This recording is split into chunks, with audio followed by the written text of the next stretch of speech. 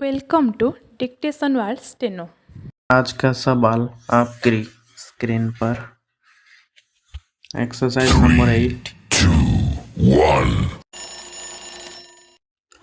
Once the order of dismissal dated 3rd January 2003 had been passed, the High Court should not have directed continuation and conclusion of the departmental proceedings pursuant to another charge sheet relating to embezzlement of funds, irregular payments, missing vouchers, etc. Stop.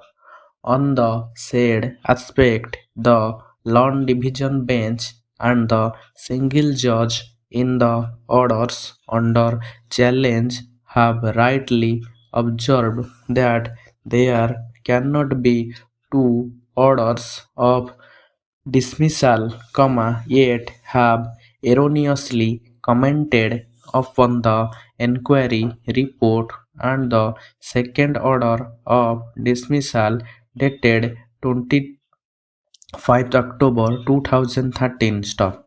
The second order of dismissal should have been set aside on the limited ground and reason that there cannot be two orders of dismissal, leaving it open to the appellant to take steps and recommends proceeding in the charge sheet relating to embezzlement of funds, irregular payments and missing vouchers, etc., should the first order of dismissal dated 3rd January 2003 be set aside. Stop. In other words, departmental proceedings vide the charge sheet relating to embezzlement, irregular payments and missing vouchers, etc. Stop. Should for the present, be kept in abeyance. Stop.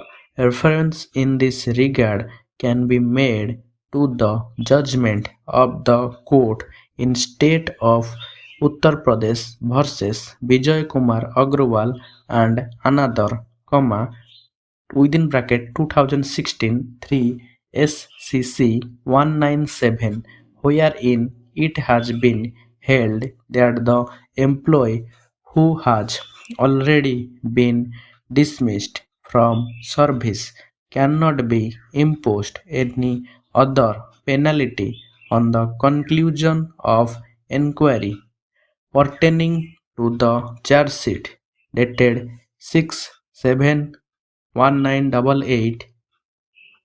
Stop. Therefore, at this stage, no purpose is going to be served to continue with the inquiry into the said charge sheet. Stop. At the same time, it is also to be borne in mind that respondent 1 has challenged dismissal order and the matter is pending before the tribunal. Stop.